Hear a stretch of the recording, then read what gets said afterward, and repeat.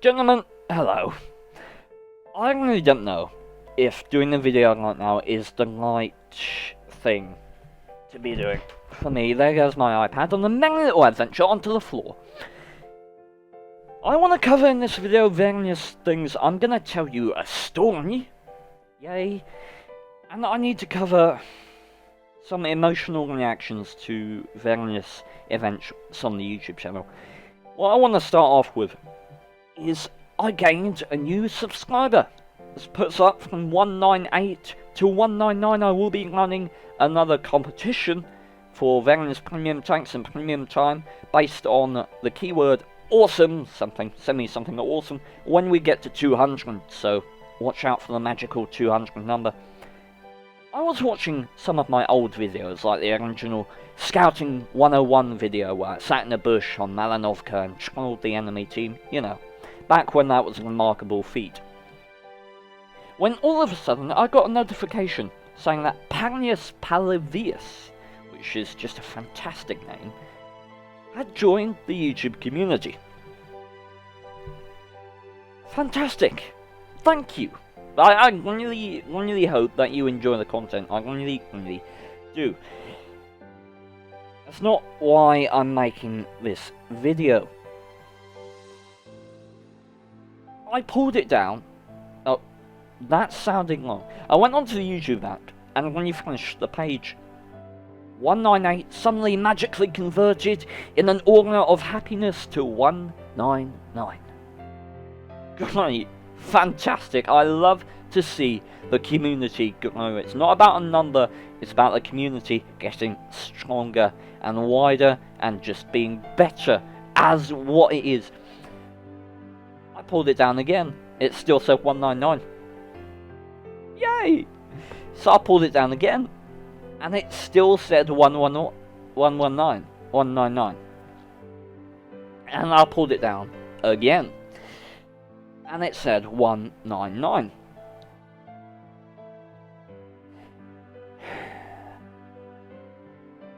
It says something about me that I need to finish something. I'm still doing it. Yeah. It says something about me that I need that constant reassurance that people could ever find me interesting, because I, as a person, consider myself so dull and uninteresting that I don't believe, I can't understand how anyone could ever find me engaging, interesting enough to hit the subscribe button, which is one of the reasons why it means so much to me when people hit a like button, when people hit the subscribe button, because my self-esteem is so low. What I want to mainly cover is, I feel like it's been so long since I've done a video where I personally sort of interact from me to you, and I feel like that kind of thing is straying away from the heart of the YouTube channel, which is to eventually have me become a better person and to be able to talk about problems that, for me, I am so far away from being able to discuss with any competence or with any sounds that sound like the English language instead of just and so I think in 2 years, maybe I will be somewhere closer to a place where I can begin to explain various secrets and dark elements of my life that I have covered up. I'm pretty sure that they're documented in a lot of files. Child services have them, and various other things, but I don't tell anyone. The only people that know are my immediate family and none of my friends. And those are hard burdens carrying around, but I should finish emphasizing this point. I only finished it one more time. That's a 198.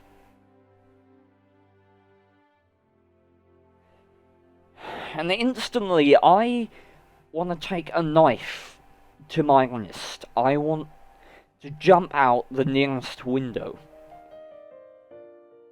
And that's not trying to say, like, if you unsubscribe, I'll kill myself. It's I can rationalize. My mind can still think. I don't get consumed by my emotion because I can rationalize it. I can say that's illogical, that's stupid, that's ridiculous to be feeling that way. And it is. It doesn't stop me feeling it, but I can use that sense, that logic that I have to stop myself doing anything rash or being affected to great a degree by my emotion. But it is hard to live with. I refreshed it again. 199. This rush, this onset of relief, of happiness, of just the very idea that I was wrong, that someone did actually accept me is the very thing that encouraged me to make this video, because I realised that I am wrong, that it is illogical, and that I would like to share my struggles every time I get a dislike, and I wanted to help myself. I wanted to tell you guys, I've noticed a decrease in the amount of likes on the videos recently. I wanted to just say, if you have a second, if you have a moment to like a video, please do. It's self-esteem goes way up. I should say that if you do want to dislike the video, I'm not going to hold it against you, but please do leave a comment, because comments are constructive. I can see who you are, I can see what you didn't like, you can tell me specifics about why you're disliking the video, and I can work on that. If it's just a thumbs down, that does nothing except make me feel bad. And so comments, much better than dislikes. Likes, not as good as comments, but I'm going off on a merry trail here. I'm gonna tell a story, because I hope someday to be telling you stories that are of a much more personal nature, but I want to get down into I want to do something that's not too personal, that I can just relax and tell you about, and hopefully you'll find it interesting and maybe have a laugh. So, let's set the scene, shall we? You can curl up in bed or with your popcorn while I tell you this. I'm in year 9. This is about the time in school where your school teachers are trying to big up this decision and force you to choose 3 additional subjects. You actually get to choose what you want to study.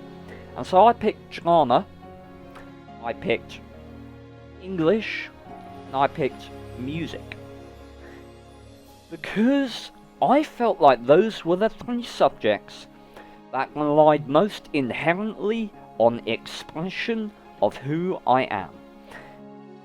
And that is something that I found fascinating, because I had no idea who I was as a person. I had absolutely no concept of social boundaries. I could not understand what was going on, and I thought that those subjects would be the best way to understand and explore who I was as a person.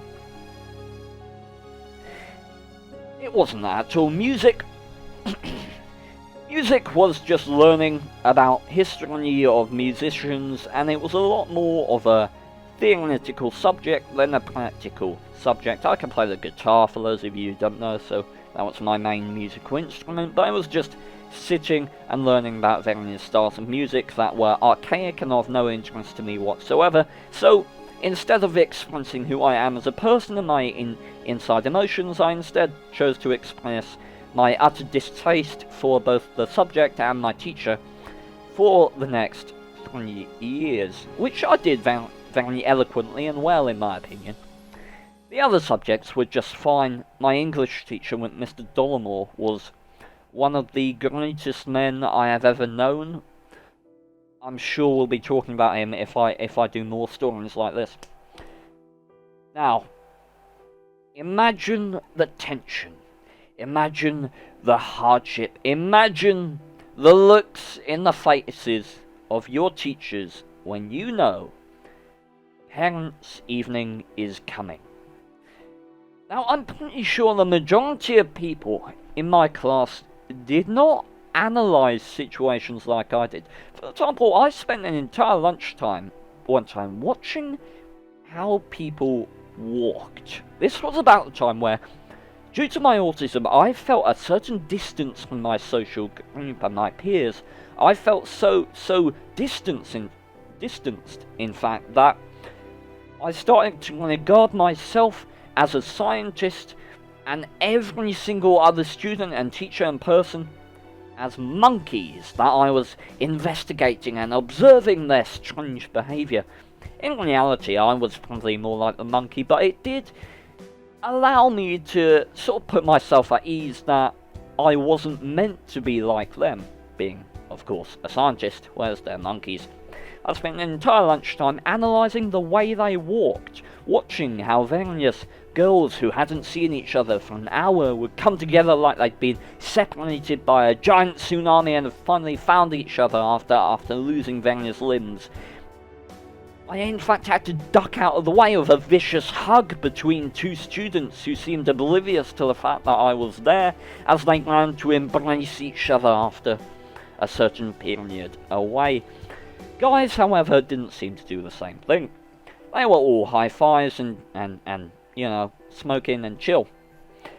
Which was interesting to me. I observed the way they walked, I observed these fascinating creatures, and I observed tension and fear in the eyes and walks and mannerisms of my teachers as they passed in the quad where we would spend our lunch times.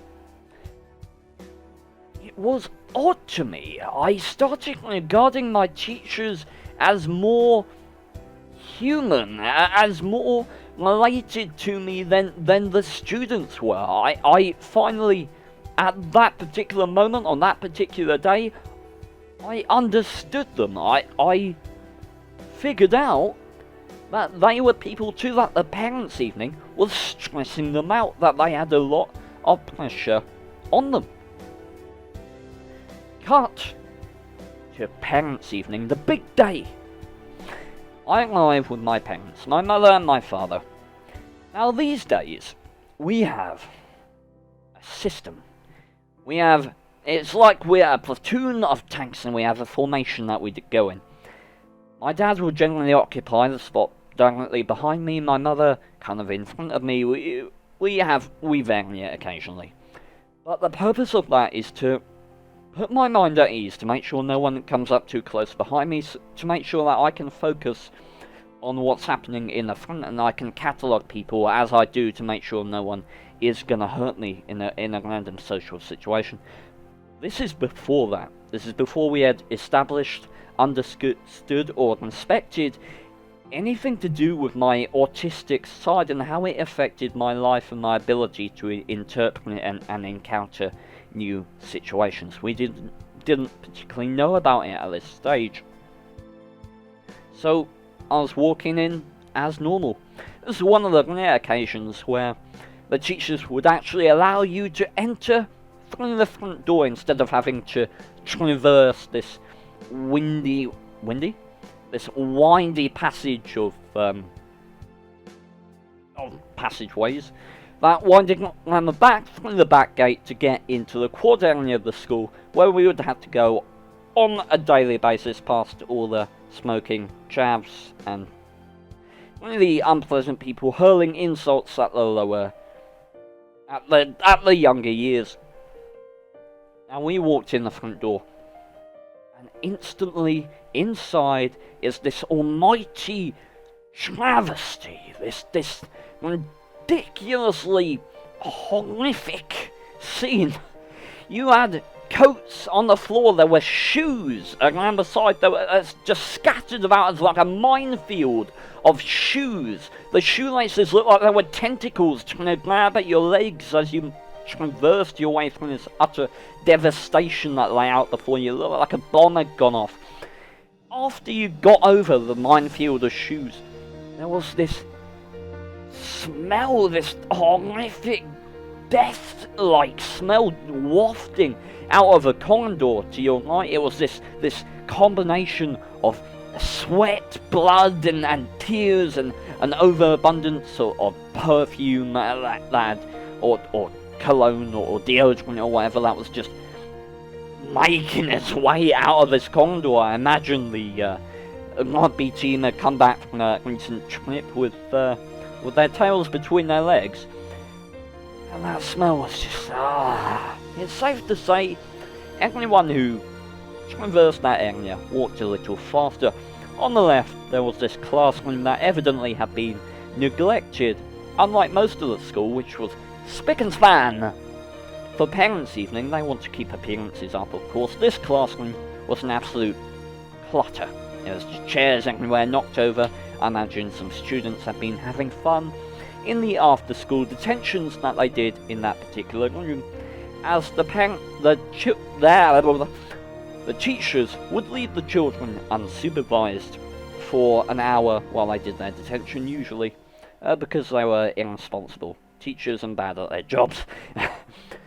Continuing, you have the cafeteria to your left, which, compared to the entrance to the school, looked like a bloody perfect library. The chairs stacked neatly to the side. It was the pinnacle of clean and what a school should absolutely be. Although not, because let's face it, that's significantly unrealistic. If I was organising for a parents' evening, I wouldn't clean up. I'd have chairs upside down. I'd just be honest with the parents. This is what students do, you know, blah blah blah. That's why I will never be a teacher, I guess. Continuing. This massive... I want to get you on the level of the scale of this place. The roof is about 20 feet higher than it should be. This school could easily have 2 floors, and yet it seems to think that the majority of its students will be about 8 feet tall, so the ceiling towers over everyone. Even the tallest of teachers and students couldn't lay a finger on this thing if they stretched out and jumped on a chair.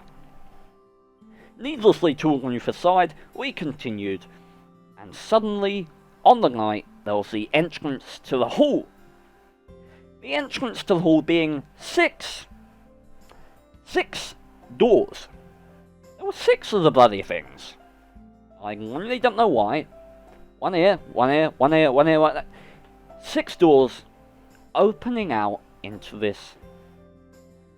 Oh my God. It was madness. Teachers were exuding, literally coming off of their aura, of their mannerisms, was just the most stress I had ever seen in my entire life. You could feel it. You could literally, it was tangible in the air, how uncomfortable and upset and the aura of hatred and menace and just, I don't want to be here, was just floating from the air as you entered this room. But everyone overlooked it. Everyone was just like, oh, what a splendid day. The weather's been nice today, hasn't it? No, it hasn't. It's feckin' Basingstoke. Okay, so into the hall we go. And we spy my teacher sitting, one hand on her face, leaning, looking very depressed and dishevelled, on the last bench to the end. And so, dreading what might come next, I walk my parents over to the teacher, introduce myself, and she immediately perks up, putting her best fake smile on. Hello, Mr. and Mrs. Wallace. How are you? Let's talk about your son, shall we? Blah blah blah, blah blah blah, blah blah blah blah blah blah blah, blah blah blah blah blah blah blah blah blah blah blah. 20 minutes pass, and 20 more minutes pass in my head, and then I think about what it would be like to be an old woman married to this teacher. Oh my God, how long have I been here? How long have I possibly been here that I've started imagining having a married life with my teacher? I'm sorry, I'm going to have to excuse myself. May I go to the bathroom? Of course you can. I don't need to go to the bathroom, just as a side note. Although, if I did, it would probably be to hurl at the fact that this teacher is so bored. I've never seen, like, I don't know if I'm better at interpreting emotions than my parents were, or whether they're just better at hiding emotions than I am. She was so bored. She must have had a very, very bad day. But her bad day was leaking onto mine. I had to get out of there. So, I excused myself politely, I might add. I actually did a good social thing. I said, may I be excused to go to the bathroom? That was good. I was actually proud of that.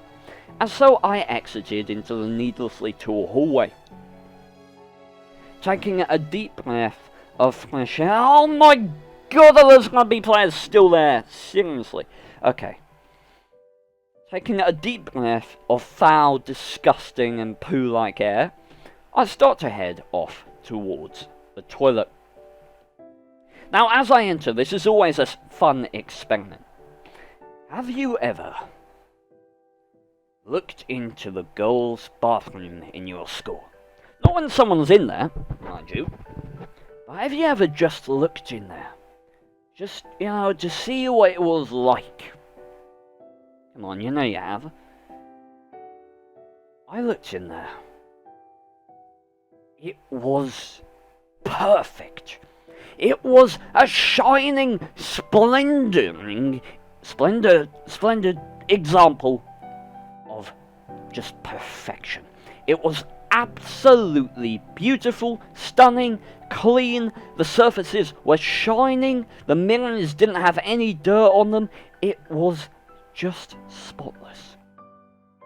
And then you go out and you walk into the guys' bathroom and you slip over on a puddle of urine, break your neck and die. Okay, well, I didn't do that, but you take my point. Instantly, the smell of other people's urine erupts into your nostrils. And of course, very occasionally, or in one particular circumstance, someone had mistaken the urinal, obviously, for the toilet. So instead of these tasty urinal cakes that you usually get, there was a giant stinking shit in the urinal. So I have to say, I didn't go to the toilet that time. I did not.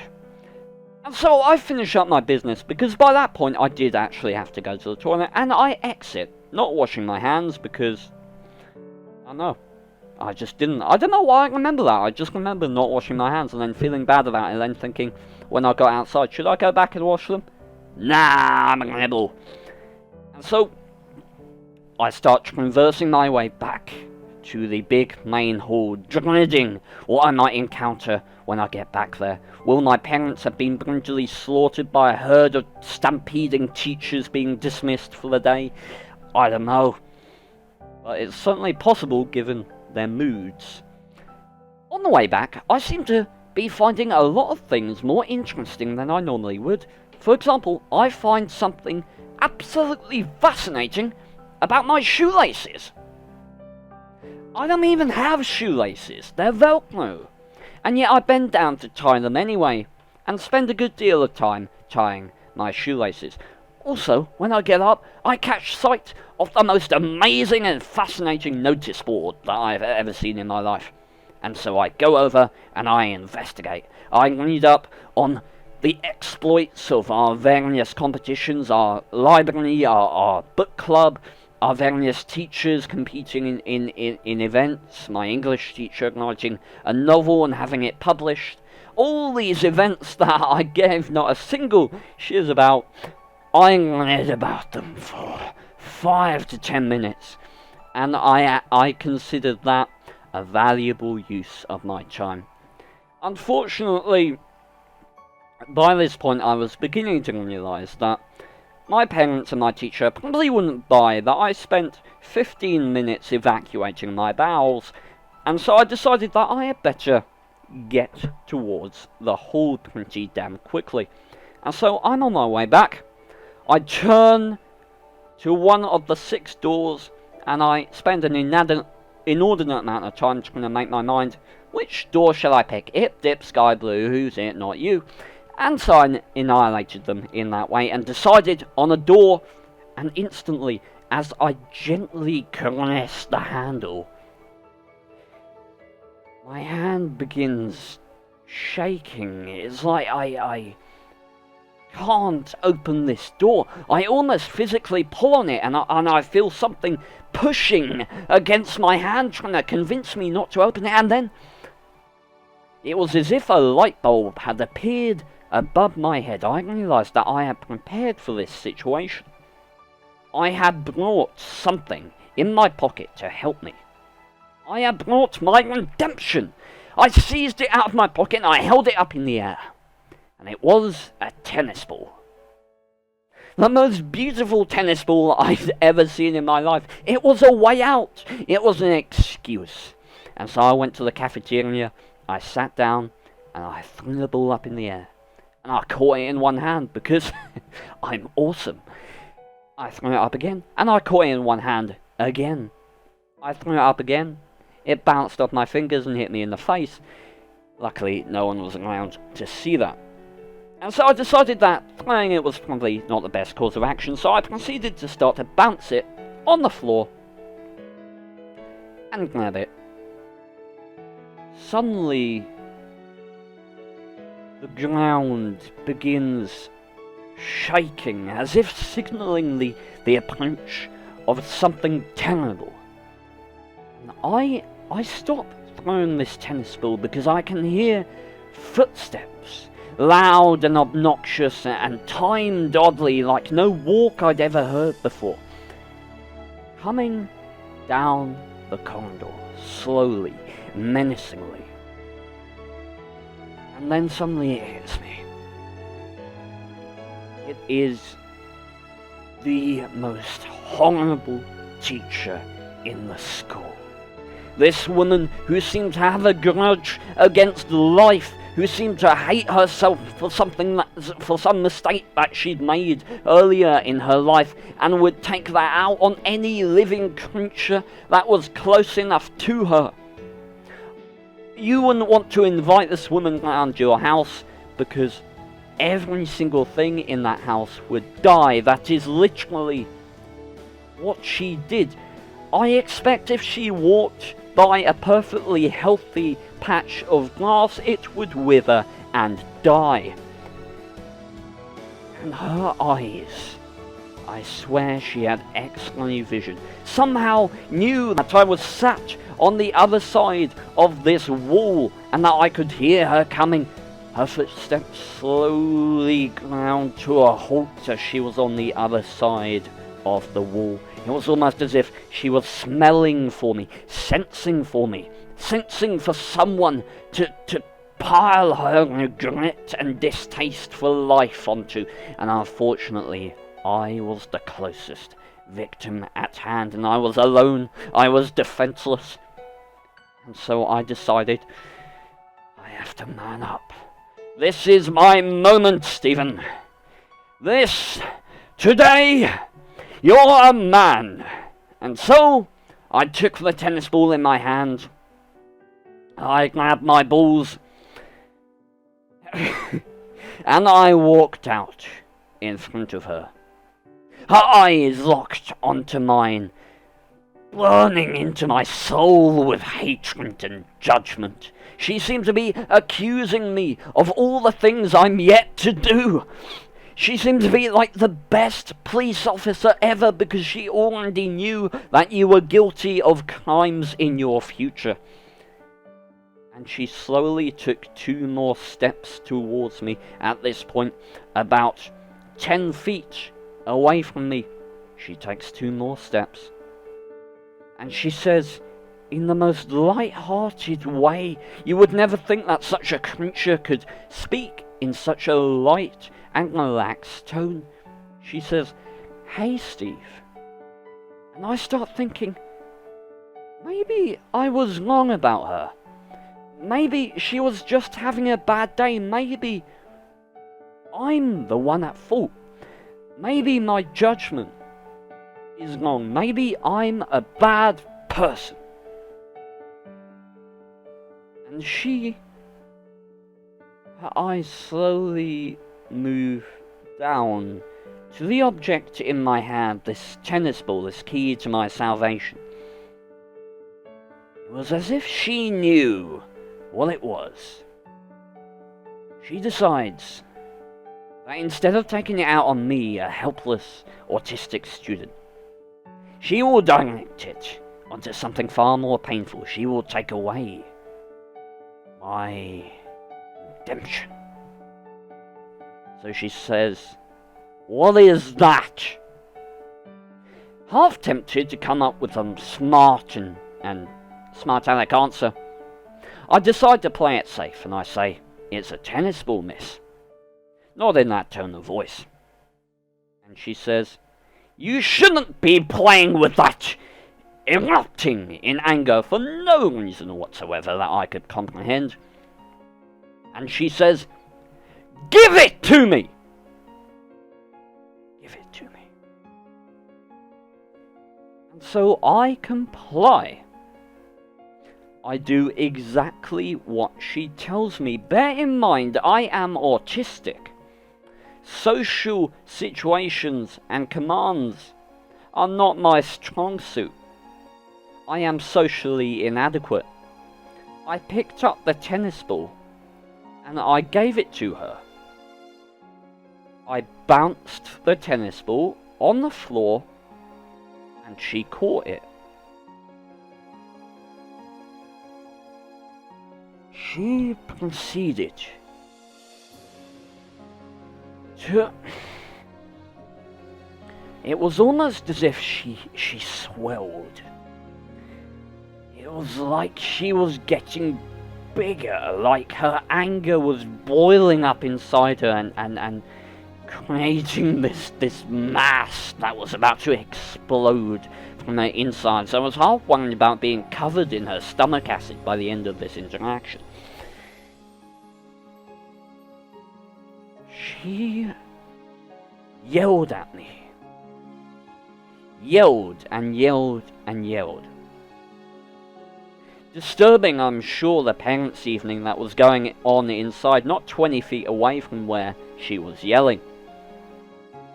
Yelling at me about how dare I, and how wrong I was, and how that's not how you treat a teacher. None of these things I had any idea about. At no point was I thinking, oh, I'm gonna throw this to be disrespectful, I'm gonna throw this because I'm an arsehole. I was thinking, she's asked for the ball, okay, here you go. She proceeds to head to the office, telling me to stay where I was. And she comes back with the most dreaded thing. A slip of paper bearing a pink hue. Every student knew what it was. It was a detention slip. That pink hue that seeped into your nightmares at night as a student. A word, detention. She wrote 500 on it, signed it, and gave it to me. I got a 500-word detention from this absolute arsehat of a teacher for giving her a tennis ball.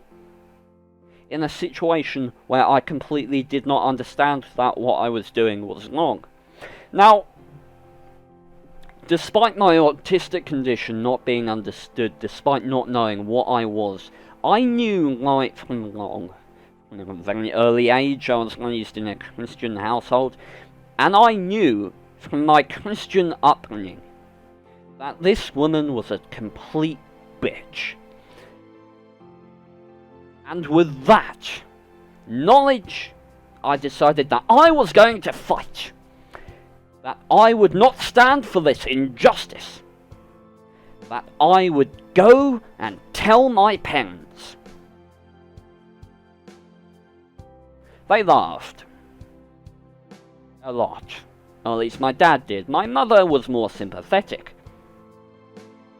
I flat out refused to do it. I would not write a single word. And it was overlooked. Fighting for days, I managed to overturn the wrath of this teacher, and to this day I am still so proud of that fact, that I stood up for what I believed in, and I fought off the monster, the Goliath, the equal to Miss Trunchbull from the popular Matilda films. I won. I beat her that day, and since then she's never quite looked at me with the same cold, steely authority, because I was the one that beat her. I was the student that finally made her realize what an absolute she was. Gentlemen, I trust you've enjoyed the story. Hopefully it's given you a bit of a laugh. I tried to make it as needlessly melodramatic as possible for you. I enjoyed this. I really have.